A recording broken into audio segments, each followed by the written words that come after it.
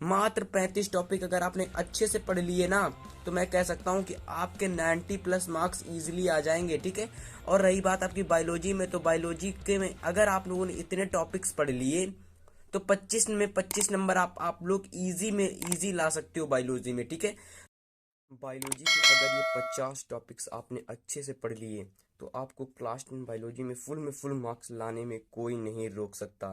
तो दोस्तों, स्वागत है आप सभी का साइंस एनालिसिस यूट्यूब चैनल के इस प्लेटफॉर्म पर, और मैं हूं हितेश वर्मा। स्वागत करता हूं आप सभी का एक मोस्ट इम्पॉर्टेंट वीडियो में।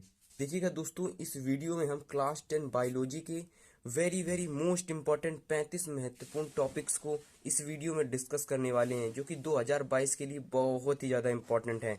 इस वीडियो में मैं आपको 35 सबसे महत्वपूर्ण टॉपिक्स बताऊंगा, जिनको अगर आपने पढ़ लिया तो समझिएगा बायोलॉजी में आपको कोई भी टॉपिक्स या कोई भी क्वेश्चन नहीं पढ़ना पड़ेगा। बस इतने ही टॉपिक्स पढ़िएगा और आपके फुल मार्क्स, यानी कि बायोलॉजी क्लास 10 में 25 नंबर की पूछी जाती है। अगर आपने इतने टॉपिक्स पढ़ लिए तो आपको 25 नंबर लाने में कोई भी नहीं रोक सकता।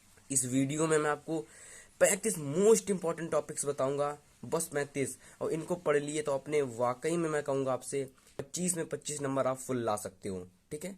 35 महत्वपूर्ण टॉपिक्स आपके चैप्टर 6, 7, 8, 9 सभी से लिए गए हैं, तीनों चैप्टर से लिए गए हैं, इसलिए मोस्ट इंपॉर्टेंट टॉपिक्स हैं। केवल 35 टॉपिक्स को अगर आपने पढ़ लिया अच्छे से तो आपके 25 मार्क्स अच्छे से आ जाएंगे, ठीक है। तो चलिएगा देखते हैं एक एक करके सभी टॉपिक्स को, ठीक है। देखिएगा, पहला आपका जो टॉपिक है, मोस्ट इंपॉर्टेंट टॉपिक है। पहला टॉपिक है आपका कि पोषण तथा पोषण के प्रकारों का सचित्र वर्णन कीजिए, ठीक है। इसमें आपको पोषण के बारे में लिखना पड़ेगा, पोषण क्या होता है, ठीक है। पोषण की परिभाषा लिखनी पड़ेगी, ठीक है। फिर आपको लिखना पड़ेगा पोषण के प्रकार का सचित्र लिखना पड़ेगा, पोषण के प्रकार का सचित्र वर्णन, यानी कि पोषण के बारे में आपको पूरा लिखना पड़ेगा। सुपोषी पोषण, विषमपोषी पोषण, ठीक है, शाकाहारी मांसाहारी, ठीक है, मृतोपजीवी परजीवी, इन सब के बारे में आपको पोषण में पढ़ना पड़ेगा अच्छे से, ठीक है। फिर इसके बाद आपका जो सेकेंड टॉपिक आ जाता है पहले 6 चैप्टर का ही, जैव प्रक्रम का पाचन तंत्र की परिभाषा व चित्र, ठीक है। पाचन तंत्र का अगर आप लोगों ने परिभाषा और चित्र अच्छे से बना लिया तो ये समझिएगा आपको कि एक जो आपका 7 नंबर और 4 नंबर का जो क्वेश्चन आंसर आता है चित्र में, वो आपका बहुत ही अच्छे से तैयार हो जाएगा, ठीक है। इसके बाद आप लोगों को तीसरा मोस्ट इंपॉर्टेंट क्वेश्चन हमारा है इसी चैप्टर का कि मनुष्य की आहार नाल में पाचन, यानी कि मनुष्य के आहार नाल में पाचन, यानी कि समझिएगा मनुष्य के आहार नाल में पाचन से तात्पर्य है जो आपका मनुष्य के आहार नाल में पाचन होता है, जो मनुष्य की पाचन क्रिया होती है, ग्रहणी में पाचन, आमाशय में पाचन, ठीक है, मुख गुहा में पाचन, और उसमें भी आपका चित्र बनाना पड़ता है। और ये क्वेश्चन आपसे बोर्ड एग्जाम में 7 मार्क्स का लगभग हर साल में हर एक सेट में पूछा जाता है। ये मोस्ट इंपॉर्टेंट 7 नंबर का क्वेश्चन आता है आपके बोर्ड एग्जाम में, ठीक है। फिर यही क्वेश्चन आपको जो बहुत अच्छे से तैयार करने होंगे, ठीक है। फिर देखिएगा हमारा फिर देखिएगा चौथा हमारा मोस्ट इंपॉर्टेंट क्वेश्चन है टॉपिक, क्वेश्चन मैं कह रहा हूं टॉपिक, श्वसन की परिभाषा और प्रकार, यानी कि श्वसन, इसमें आपको श्वसन के बारे में बताना होगा कि श्वसन की क्रिया कौन सी होती है, इसकी परिभाषा लिखनी होगी, ठीक है। और इसके प्रकारों को लिखना पड़ेगा, ऑक्सीजन श्वसन, अनऑक्सी श्वसन के बारे में लिखना पड़ेगा। और ये वेरी इंपॉर्टेंट टॉपिक मैं बताऊंगा आपको 35, ठीक है। ऐसा कोई भी इंपॉर्टेंट टॉपिक नहीं होगा जो आपके बोर्ड में पूछा ना गया हो, ठीक है। तो चौथा क्लियर हो गया। देखिए पांचवा देखते हैं। पांचवा आपका सिंपल सा श्वासोच्छ्वास तथा श्वसन में अंतर लिखिएगा, यानी कि श्वासोच्छ्वास, यानी कि श्वासोच्छ्वास और श्वसन में अंतर लिखना पड़ेगा आपको। और अगर आपने ये लिख लिया तो आपको 4 मार्क्स का हर साल हर एक सेट में किसी ना किसी सेट में पूछा जाता है क्वेश्चन, ठीक है। फिर देखिएगा 6 नंबर क्वेश्चन हमारा है कि परिवहन वहन या संवहन की परिभाषा लिखिए, यानी कि परिवहन भी एक ही टॉपिक है, वहन भी है और संवहन, इसको परिवहन वहन संवहन अलग अलग तरीके से पूछा जा सकता है, लेकिन इसका आंसर एक ही होगा, ठीक है। तो इसमें आपको डेफिनेशन इसकी लिख देनी है, ठीक है।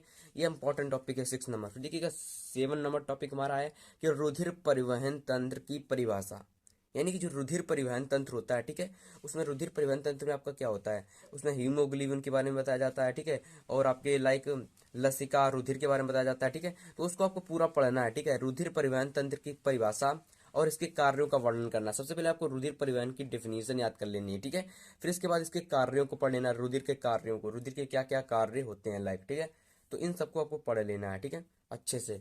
8वां देखते हैं। 8वां हमारा है कि धमनी और सिरा में अंतर, यानी कि धमनी और सिरा में अंतर आपको लिखना है। और ये क्वेश्चन भी आपसे लगभग हर एक सेट में, ठीक है, हर एक सेट में आपसे 4 मार्क्स का पूरा पूछा जाता है, क्योंकि अंतर वाले क्वेश्चन बहुत ज़्यादा इंपॉर्टेंट है। ठीक है, अब देखिएगा 9वां क्वेश्चन हमारा है, मनुष्य हृदय का व्यवस्थात्मक काट का चित्र बनाइए, यानी कि चित्र बनाइए व्यवस्थात्मक काट, यानी कि मनुष्य के अंदर की, मनुष्य हृदय के अंदर की संरचना का चित्र बनाइए। लाइक ठीक है, मनुष्य के हृदय की बाहर की संरचना और अंदर की संरचना दोनों में से क्वेश्चन बनता है, लेकिन यहाँ पर आपको मनुष्य हृदय की व्यवस्थात्मक काट यानी कि अंदर का चित्र बनाना है। ठीक है, उसके सभी पार्ट को आपको लिखना है। समझिएगा, आप मनुष्य हृदय के अंदर का जो चित्र होता है उसको आपको बनाना है। ठीक है, तो अगर आपने बना लिया तो लगभग हर साल किसी न किसी सेट में ये भी क्वेश्चन बन जाता है। ठीक है, इसके बाद देखिए 10वां क्वेश्चन हमारा है कि मनुष्य हृदय की बाह्यतम संरचना का चित्र बनाइए, और ये क्वेश्चन तो हर साल 7 मार्क्स का आता है, हर साल पूछा जाता है 7 मार्क्स का। ठीक है, तो बिल्कुल भी छोड़कर नहीं जाना है इन क्वेश्चनों को। चलिएगा, देखिए 11वां क्वेश्चन हमारा है रुधिर एवं लसिका में अंतर, और ये वेरी वेरी इंपॉर्टेंट टॉपिक है आपका। ठीक है, वेरी वेरी इंपॉर्टेंट टॉपिक। ठीक है, इसको पढ़कर जाना है आपको बोर्ड में, रुधिर एवं लसिका में अंतर। ठीक है, तो इस प्रकार से हमारे 11 टॉपिक यानी कि 11 टॉपिक हो चुके हैं अभी तक, और इन टॉपिक्स को आपको कहीं से भी कोचिंग, ट्यूशन, अपने भाई बहन किसी से भी पूछ कर आप इनको तैयार कर सकते हो। 35 मोस्ट इंपॉर्टेंट टॉपिक्स अगर आपने पढ़ लिए बायोलॉजी में तो फुल में फुल मार्क्स आपको साइंस में लाने में कोई भी नहीं रोक सकता है। ठीक है, देखिएगा 12वां टॉपिक कौन सा है। देखिएगा 12वां टॉपिक हमारा है प्रकाश संश्लेषण की परिभाषा। ठीक है, प्रकाश संश्लेषण की परिभाषा तथा इसकी अभिक्रिया, यानी कि प्रकाश संश्लेषण की परिभाषा क्या होती है। ठीक है, इसको लाइक लिखना है हमको है। ठीक है, फिर इसमें इसकी परिभाषा, वही परिभाषा लिखनी पड़ेगी, और इसकी जो अभिक्रिया होती है प्रकाश संश्लेषण की, लाइक उसमें क्लोरोफिल की उपस्थिति में और जल की उपस्थिति में कार्बन डाइऑक्साइड बनती है, किसकी ऑक्सीजन और ग्लूकोज से। ठीक है, तो उसको आपको यहाँ अभिक्रिया लिखना होगा। ठीक है, चलिएगा 13वां क्वेश्चन है प्रकाश अभिक्रिया या हील अभिक्रिया, यानी कि प्रकाश अभिक्रिया या हील अभिक्रिया को टॉपिक याद कर लेना आपको। ठीक है, ठीक है, तो प्रकाश अभिक्रिया या हील अभिक्रिया जो है, ठीक है, इसको बहुत ही अच्छे से आपको तैयार कर लेना है। ठीक है, प्रकाश अभिक्रिया से, हील अभिक्रिया से कोई ना क्वेश्चन कभी ना कभी बन जाता है। ठीक है, सेट में आपके 14वां क्वेश्चन है हमारा। ठीक है, 14वां टॉपिक है अप्रकाशिक अभिक्रिया तथा केल्विन चक्र। ठीक है, अप्रकाशिक अभिक्रिया तथा केल्विन चक्र के बारे में आपको पढ़ना पड़ेगा। लाइक अब अप्रकाशिक अभिक्रिया क्या होती है, केल्विन चक्र क्या होता है। ठीक है, 15वां नंबर क्वेश्चन है हमारा कि प्रकाश के लिए सूर्य की आवश्यकता। वेरी वेरी इंपॉर्टेंट क्वेश्चन है, आपसे हर साल ये 7 या 4 मार्क्स का बोर्ड एग्जाम में पूछ सकता है कि प्रकाश के लिए सूर्य की आवश्यकता क्यों होती है। ठीक है, इसमें आपको बताना होगा, इसमें आपको प्रयोग करना होगा। ठीक है, तो वेरी वेरी इंपॉर्टेंट क्वेश्चन, आपको कहीं पर भी मिल जाएगा, बुक किसी से भी पूछकर इसको कोचिंग ट्यूशन में तैयार कर सकते हो। ठीक है स्टूडेंट्स, ठीक है 16वां नंबर टॉपिक्स देखते हैं हमारा। 16 टॉपिक से हमारा प्रकाश संश्लेषण के लिए कार्बन डाइऑक्साइड की आवश्यकता। ठीक है, यानी कि प्रकाश संश्लेषण के लिए कार्बन डाइऑक्साइड की आवश्यकता, यानी कि कार्बन डाइऑक्साइड क्यों आवश्यक है प्रकाश संश्लेषण की क्रिया के लिए, भी आपका हो गया होगा। ठीक है, 17वां टॉपिक हमारा है प्रकाश संश्लेषण को प्रभावित करने वाले कारक। ठीक है, यानी कि प्रकाश संश्लेषण क्या है, सबसे पहले इसमें भी डेफिनेशन आपको लिख देनी प्रकाश संश्लेषण की। ठीक है, फिर आपको लिखना है कि प्रभावित करने वाले कारण। ठीक है, यानी कि जो प्रकाश संश्लेषण की क्रिया को प्रभावित करते हैं। ठीक है, लाइक आपका जैसे कि वायु की आर्द्रता, वायु तेज चलना। ठीक है, इन सभी, यही सभी कारण है जो प्रकाश संश्लेषण को प्रभावित करते हैं। और भी कारण है, उनको आपको अच्छे से पढ़ लेना है, बुक में आपके मिल जाएंगे। ठीक है, चलिएगा 18वां क्वेश्चन हमारा देखते हैं। 18वां है पादपों में जल की परिवहन, यानी पादपों में जल का परिवहन, यानी कि जो पादप होते हैं हमारे पेड़ पौधे होते हैं। ठीक है, उनमें जल का परिवहन किस प्रकार से होता है। ठीक है, उसमें जो जल होता है वह जमीन से किस प्रकार से उनमें प्रवेश करता है, उसमें आपको यहाँ पर समझाना होगा। ठीक है, ये टॉपिक आपको बहुत ही इंपॉर्टेंट है। ठीक है, 18वां वेरी वेरी इंपॉर्टेंट टॉपिक है आपका। ठीक है, VVIMP। ठीक है, चलिएगा 19वां टॉपिक है हमारा वाष्पोत्सर्जन का पूरा टॉपिक, यानी वाष्पोत्सर्जन पूरा पढ़ लेना है, इसमें पूरा आपको पढ़ना है। इसके पास प्रभावित करने वाले कारण, इसकी परिभाषा, सब कुछ पढ़ना आपको वाष्पोत्सर्जन में। ठीक है, फिर 20वां टॉपिक हमारा आ जाता है कि उत्सर्जन तंत्र, पूरा टॉपिक आपको पढ़ना है, चित्र सहित परिभाषा, और फिर किस प्रकार से उत्सर्जन तंत्र होता है पूरा पढ़ना है आपको। ठीक है, उत्सर्जन तंत्र का टॉपिक। ठीक है, हर साल 7 मार्क्स का बनता है क्वेश्चन यहाँ से। 21वां टॉपिक है हमारा पादप या लैंगिक में। अब देखिए ये जो क्वेश्चन आपका आ गया, ये चैप्टर नंबर 8 से आ गया। ठीक है, पादप में लैंगिक जनन, यानी कि पादपों में लैंगिक जनन किस प्रकार से होता है आपको समझना है, और ये भी वेरी वेरी इंपॉर्टेंट टॉपिक्स है, तो आपको इसको अच्छे से तैयार कर लेना है टॉपिक्स को। ठीक है, पढ़ लेना है। लाइक अगर आप देखो, अगर आप महीने में, ठीक है, अगर आप दिन में 2 टॉपिक्स भी पढ़ते हो ना बायोलॉजी की, तो समझिएगा आपके 1 महीने के अंदर ही बायोलॉजी आपकी कवर हो जाएगी, और फुल मार्क्स आप बायोलॉजी में ले आओगे। ठीक है, फिर आप लोग केमिस्ट्री को भी इसी तरह जो मैं टॉपिक्स बताऊंगा अगर उनको भी कवर कर ले गए तो समझिएगा आप लोग 1 महीने या 2 महीने में केमिस्ट्री भी कवर हो जाएगी आपकी, ठीक है। तो इस प्रकार से अगर आपके 4 महीने बचे हुए हैं बोर्ड के, तो आप जल्द ही बहुत ही अच्छी तारीख केमिस्ट्री में कर सकते हो, बायोलॉजी में और फिजिक्स में और साइंस में अच्छा मार्क्स फोड़ सकते हो। देखिएगा 22वां टॉपिक है हमारा परागण तथा परागकण के प्रकार। परागण की परिभाषा लिखनी है सबसे पहले, ठीक है। परागण क्या होता है, ठीक है, उसकी परिभाषा लिख लेनी है।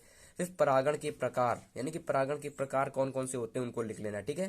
देखिए 23वां टॉपिक है हमारा कि परागण तथा निषेचन में अंतर, ठीक है। परागण क्या होता है, निषेचन क्या होता है, इन दोनों में अंतर लिखना है और ये 4 मार्क्स का हर साल क्वेश्चन बनता है, ठीक है, हर साल बनता है। तो इम्पोर्टेंट टॉपिक है आपका। 24वां टॉपिक है कि लैंगिक व अलैंगिक जनन में अंतर, यानी कि लैंगिक जनन क्या होता है, वो अलैंगिक जनन क्या होता है, इसमें अंतर लिखना है आपको, ठीक है। और 25वां टॉपिक हर साल इससे क्वेश्चन एक बनता है पुनरुद्भवन की परिभाषा। ये सीधा एक टॉपिक है कि पुनरुद्भवन की परिभाषा आपको दे रखी है आपके बोर्ड कॉपी में, कोई भी बुक से आप तैयार कर सकते हो इन सभी टॉपिक्स को। एनसीईआरटी से नहीं मिलेंगे, अदर कोई भी बुक्स हो, ठीक है, उसमें आपको सभी टॉपिक्स इजीली मिल जाएंगे, ठीक है। या क्वेश्चन बैंक से भी तैयार कर सकते हो, ठीक है। क्वेश्चन बैंक में नहीं भी मिलेंगे तो आप किसी भी बुक से तैयार कर सकते हो उन टॉपिक्स को, ठीक है। और पुनरुद्भवन तो हर साल 2 मार्क्स का बनता है, ठीक है। तो ये 25 टॉपिक हो गए और 10 टॉपिक्स और मैं आपको बताऊंगा। स्टूडेंट्स हमारा क्वेश्चन नंबर 26 है, यानी कि 26 नंबर क्वेश्चन जो हमारा टॉपिक है, ठीक है, टॉपिक नंबर 26, ठीक है। इससे पहले मैं आपको 25 टॉपिक करवा चुका हूं, ठीक है। उन सभी टॉपिक्स को अगर आपने सभी क्लियर कर लिया, ठीक है, अच्छे से अगर आपने इन सभी 35 टॉपिक्स को समझ लिया और अच्छे से इनको कवर कर लिया, फिर समझिएगा आपके 90+ मार्क्स इजीली आपके साइंस में आ जाएंगे, ठीक है। क्योंकि समझिएगा जो केमिस्ट्री में आपसे 25 नंबर का क्वेश्चन पूछा जाता है वो इन्हीं टॉपिक्स से आपका बन सकता है क्वेश्चन। अगर आप लोगों ने इन सभी टॉपिक्स को स्टूडेंट्स अच्छे से पढ़ लिया तो मैं गारंटी ले रहा हूं कि एक भी मार्क्स आपका कटने वाला नहीं है।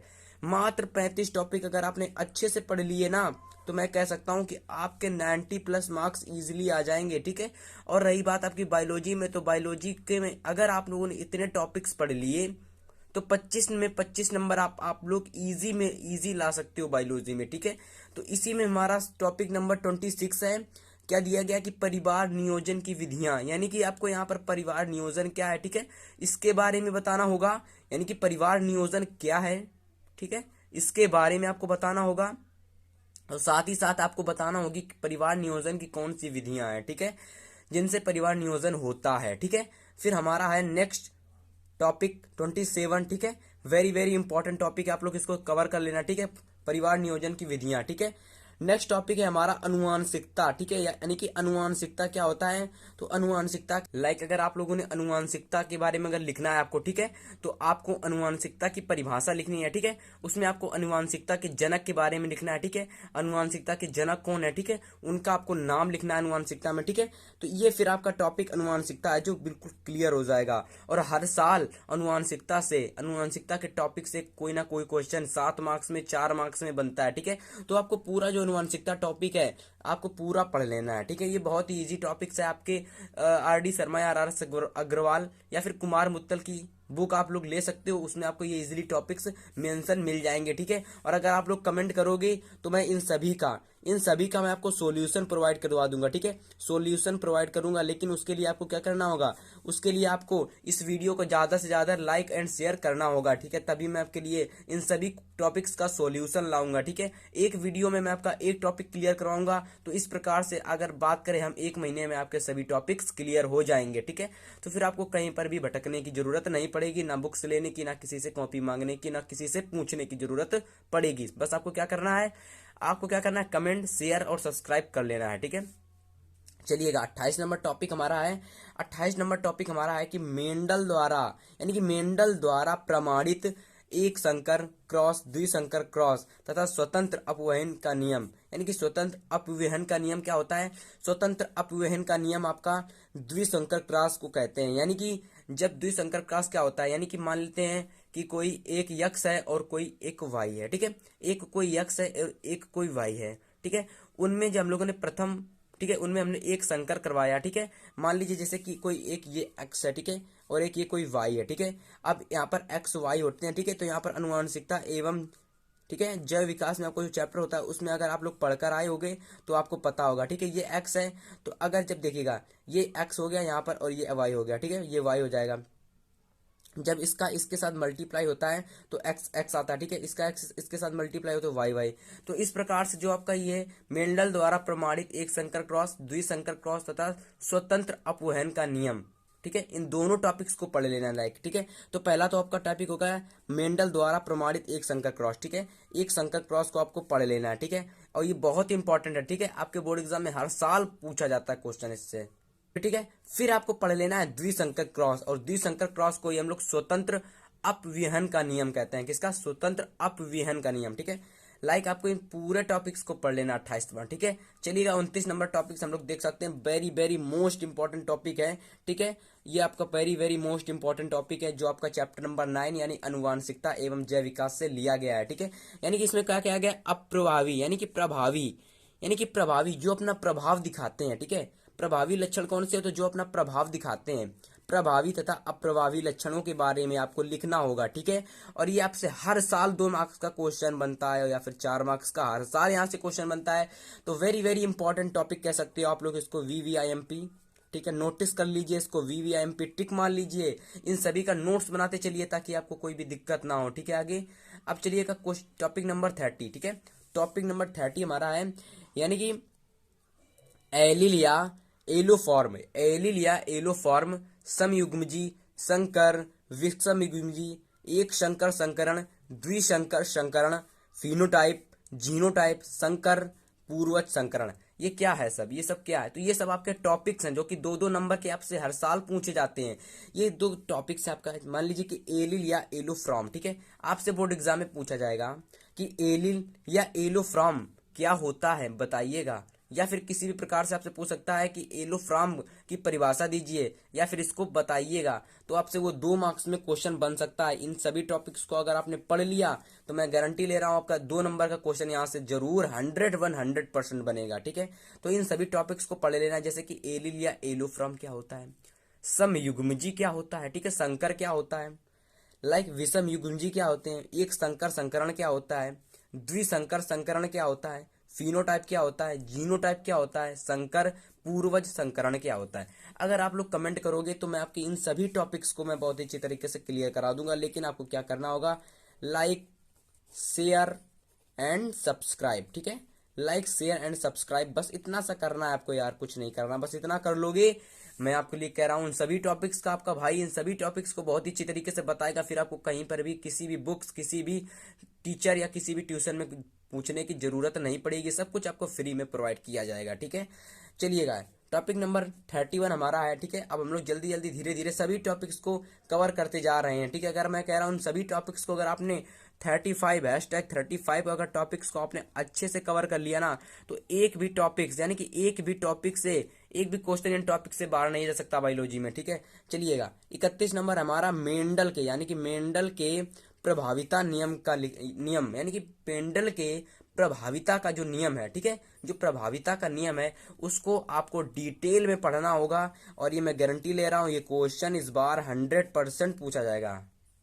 यानी कि मेंडल के प्रभाविता का नियम बताइए, ठीक है। तथा इसकी जो क्रॉस की प्रक्रिया होती है यानी कि एक्स और वाई में जो क्रॉस होता है उसको भी आपको यहाँ पर अच्छे से तैयार कर लेना है। इसी से क्वेश्चन हर साल बनते हैं। चलिएगा टॉपिक नंबर हमारा 32 है कि मेंडल के सभी नियमों को पढ़ लीजिए आप, ठीक है। अब मैं क्या कह रहा हूं, मैंने अभी तक कहा था आपसे कि मेंडल के प्रभाविता को नियम का पढ़िए, लेकिन मैं आपसे कह रहा हूं कि मेंडल के सभी नियमों को पढ़ लो, ज्यादा बेहतर रहेगा। क्योंकि कोई भी नियम आपसे पूछ सकता है मेंडल का, ठीक है। मान लीजिए आपका प्रभाविता का नियम पूछ दिया, तो मान लीजिए आप प्रभाविता का नियम याद करके गए लेकिन दूसरा नियम आ गया, तो आप वहां पर कुछ भी नहीं कर सकते। क्योंकि अगर आप प्रभाविता का नियम लिखोगे तो एग्जामिनर तुरंत जान जाएगा और आपको कट कर देगा और आपको एक भी मार्क्स नहीं देगा, यानी कि आपको 0 मिलेंगे वहां पर। इसलिए आपको मेंडल के सभी नियमों को अच्छे से पढ़ लेना है। अगर आपको मेंडल के सभी नियम अच्छे से नहीं तैयार हो रहे हैं तो आप लोग कमेंट करो, मैं इसके लिए अलग से एक वीडियो ला दूंगा मेंडल के सभी नियमों के लिए, ठीक है। वहां पर बस आपको कमेंट करना है, ठीक है, कमेंट बॉक्स में। चलिए टॉपिक नंबर 33 हमारा है जीन यानी कि जीन तथा जीन की आवश्यकता, यानी कि जीन क्या होते हैं, ठीक है। लाइक आपको जीन के बारे में परिभाषा लिखनी है आपको, ठीक है। यानी कि जीन क्या होते हैं इसकी परिभाषा लिखनी है, इसकी डेफिनेशन लिखनी है, ठीक है। फिर आपको लिखना है जीन की आवश्यकता क्यों पड़ती है, यानी कि जीन की आवश्यकता क्यों पड़ती है। तो जो जीन होता है वो जीनोटाइप से होता है, ठीक है, जीन होता है जो जीनोटाइप्स, ठीक है। तो आप लोग जीन की परिभाषा लिखोगे, सबसे पहले इसकी क्या लिखोगे, डेफिनेशन लिखोगे, ठीक है। फिर आप लोगों को लिखना होगा जीन की आवश्यकता क्यों पड़ती है, ठीक है। तो इस प्रकार से अगर आप लोगों ने अच्छे से अगर इस टॉपिक को तैयार कर लिया तो आपके बोर्ड एग्जाम में यहाँ से क्वेश्चन बन सकता है, ठीक है। मैं ये नहीं कह रहा हूँ इस क्वेश्चन पूछा ही जाएगा, यहाँ से क्वेश्चन पूछा ही जाएगा, लेकिन इन टॉपिक्स को अगर आपने तैयार कर लिया तो मैं गारंटी ले रहा हूँ एक भी क्वेश्चन इनसे बाहर नहीं बनेगा, ठीक है। चलिएगा, 34 नंबर टॉपिक हमारा है कि अनुवांशिक यानी कि अनुवांशिक लिंग निर्धारण क्या होता है। यानी कि अनुवांशिक लिंग निर्धारण की जो प्रक्रिया होती है उसको आपको तैयार कर लेना है, ठीक है। और ये इंपॉर्टेंट है, पूछा जा सकता है आपसे बोर्ड एग्जाम में। चलिएगा, 35 और सबसे ज्यादा वेरी वेरी इंपॉर्टेंट टॉपिक, यानी कि सबसे ज्यादा इंपॉर्टेंट टॉपिक है। ऐसे बहुत सारे इंपॉर्टेंट टॉपिक है जो मैंने आपको बीच में बताए हुए हैं, उसी में से एक और टॉपिक हमारा है कि स्टैनले मिलर का प्रयोग। यानी कि आपको स्टैनले मिलर का जो प्रयोग है उसको आपको तैयार कर लेना है, ठीक है। और ये बोर्ड एग्जाम में हर बार पूछा जाता है कि स्टैनले मिलर का प्रयोग दर्शाइएगा, और इसमें एक चित्र भी बनाने के लिए आता है। यानी कि आपको इसमें एक चित्र आपको इसमें एक चित्र भी बनाया जाता है, ठीक है। तो उसको भी आपको तैयार कर लेना है, चित्र को और परिभाषा को, और इसकी कुछ यानी कि इनके कुछ प्रयोगों थे उनको भी आपको तैयार कर लेना है। फिर आपका स्टैनले मिलर का जो प्रयोग होगा कंप्लीट हो जाएगा। और अगर आप लोगों ने मुझसे कमेंट किया तो मैं इसका भी आपको आंसर जो है ना, इसका भी आपको आंसर बहुत ही अच्छे से अपनी लैंग्वेज में प्रोवाइड कराऊंगा। लेकिन आपको क्या करना होगा, चैनल को सब्सक्राइब, लाइक, शेयर सब कुछ करना होगा, ठीक है। बस फ्री में सब कुछ करना पड़ेगा, आपको कुछ भी नहीं देना पड़ेगा, एक भी पैसा, ठीक है। तो आज की इस वीडियो में मैंने आपको समझना, आज की इस वीडियो में मैंने आपको 35 सबसे मोस्ट इंपॉर्टेंट यानी कि 35 सबसे मोस्ट इंपॉर्टेंट कह सकते हो, 35 सबसे मोस्ट इंपॉर्टेंट बायोलॉजी के टॉपिक्स मैंने आपको कवर करवाए हैं, ठीक है। आप लोग इन टॉपिक्स को पढ़ लो और फिर हमसे कमेंट करना कि कोई भी टॉपिक से अगर क्वेश्चन बाहर निकले, ठीक है। हाँ, अगर हो सकता है कि एक दो टॉपिक्स रह गए हों तो मैं उनको और भी दूसरी वीडियो में बता दूंगा, ठीक है। लाइक आपके 1 से 2 टॉपिक्स रह जाएंगे, ठीक है, रह गए होंगे जिनको मैं आपको बताऊंगा दूसरी वीडियो में, ठीक है। उनके साथ मैं आपको सॉल्यूशन भी प्रोवाइड करवा दूंगा उनका, ठीक है। तो अगर आपको इन 35 टॉपिक्स अगर आपको चाहिए हैं, ठीक है, विद पीडीएफ के साथ, तो आपको हमारे चैनल को सब्सक्राइब कर लेना है, ठीक है। हमारे चैनल को सब्सक्राइब कर लेना है ताकि जो मैं पीडीएफ प्रोवाइड करूंगा उसकी नोटिफिकेशन आप तक पहुंचे, उस वीडियो की नोटिफिकेशन आप तक पहुंचे, ठीक है। और अपने फ्रेंड्स के साथ इस वीडियो को शेयर भी करना होगा, ठीक है। साथ ही साथ आपका वीडियो पसंद आ रहा हो तो लाइक भी कर देना है, ठीक है। तो इतना कुछ करना होगा। मैं आपको 35 मोस्ट इंपॉर्टेंट टॉपिक्स मैंने जो इस वीडियो में कराए हैं सभी का मैं आपको विद नोट्स के साथ और अच्छे से मैं आपको समझा दूंगा, ठीक है। हो गया ना, तो इतना कुछ करना होगा आपको, ठीक है। तो आई होप सभी को ये वीडियो पसंद आई होगी। तो वीडियो पसंद आई होगी तो वीडियो को लाइक कर देना, यहां तक बने हो तो। मिलेंगे आपसे नेक्स्ट वीडियो में, तब तक के लिए गुड बाय, गुड बाय।